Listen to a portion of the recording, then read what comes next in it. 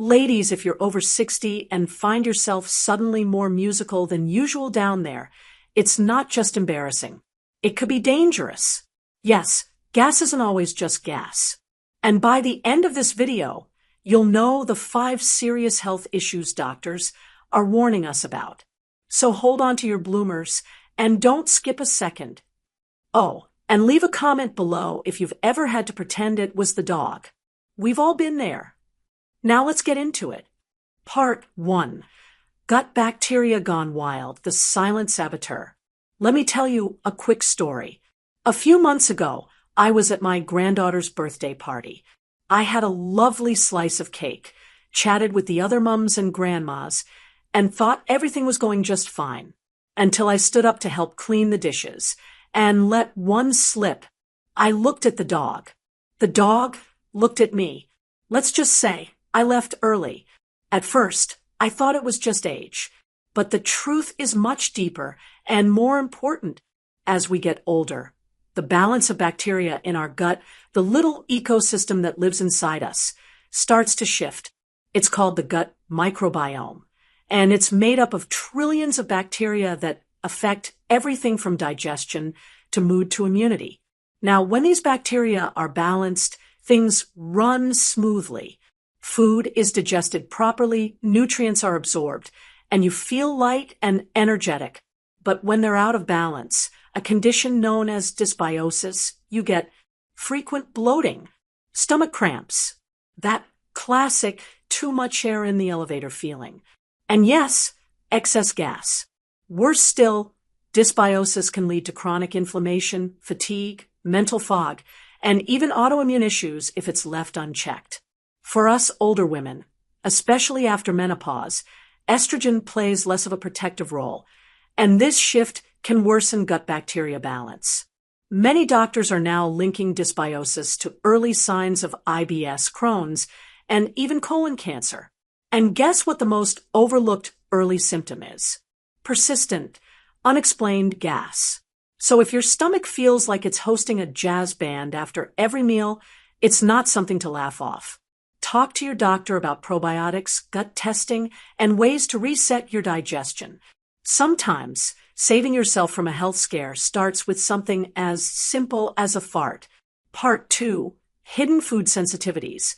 And yes, they can show up late in life. Let me be real with you. I love cheese. I used to have a slice of cheddar with my tea in the afternoon, and life felt good. But somewhere after I turned 65, something shifted. Instead of that warm, satisfied feeling, I started getting gassy, bloated, and miserable. One time after some mac and cheese, I nearly launched off the couch like a hot air balloon.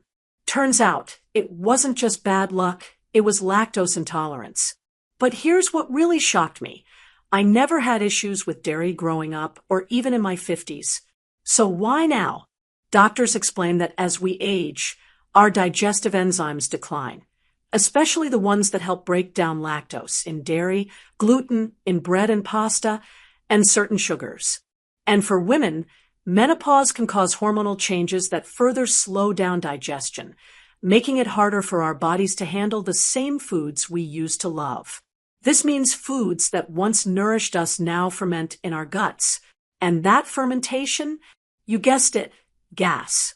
Loud, frequent, sometimes painful gas. But here's the kicker. It's not just embarrassing. Chronic exposure to foods your body can't properly digest can lead to leaky gut syndrome, inflammation, joint pain, brain fog, even increased risk of autoimmune disorders. So if you've started noticing you feel off after eating bread, milk, artificial sweeteners, beans, or even fruits like apples, pay attention. It might be time for an elimination diet or food sensitivity test, because the real danger isn't just in the gas. It's in what your body is trying to tell you through it. And believe me, I wish I'd listened sooner. I could have saved myself a lot of discomfort and a few awkward car rides. Part 3. Constipation backup, gas with nowhere to go. I'm going to say something no one likes to admit out loud. Constipation is real in old age, and it stinks. literally and figuratively. You might think passing gas is about what you're eating, but often it's about what you're not doing. And I'm talking about bowel movements. When we're younger, our digestive tract is like a well-oiled machine. But as we age, our metabolism slows, our abdominal muscles weaken, and medications, dehydration, and lack of fiber all pile on to clog us up. I had a stretch last year where I didn't go for nearly 3 days straight. I thought, oh well, maybe I'm eating less. But what came with it? Constant bloating, stomach pressure, and a nonstop parade of gas that sounded like I had a trumpet in my pants. Why?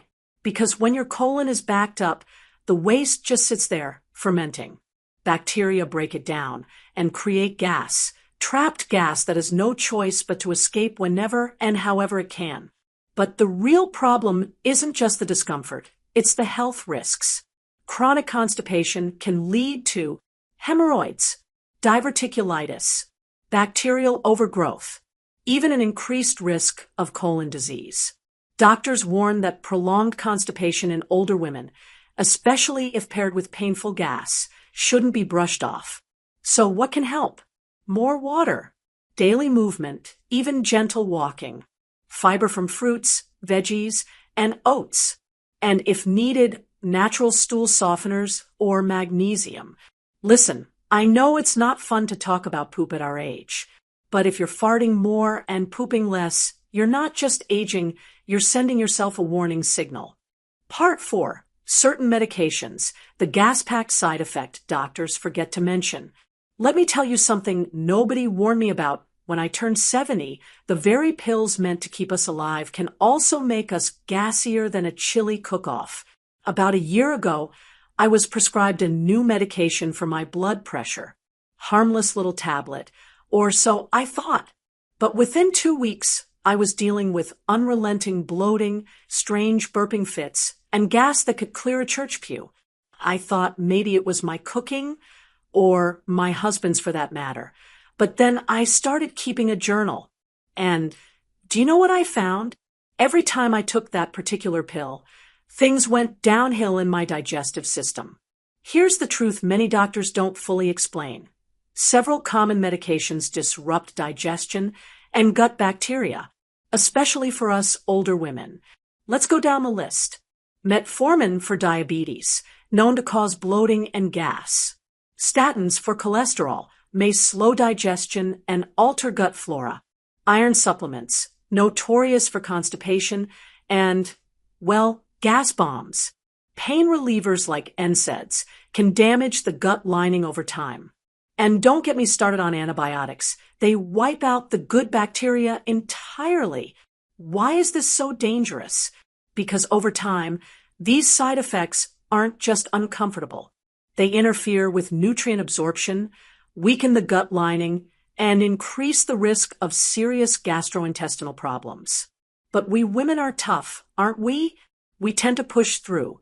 We think, well, I've got to take my meds, so I'll just live with it. But here's what I did instead, and you can too. I had a real conversation with my doctor about alternatives.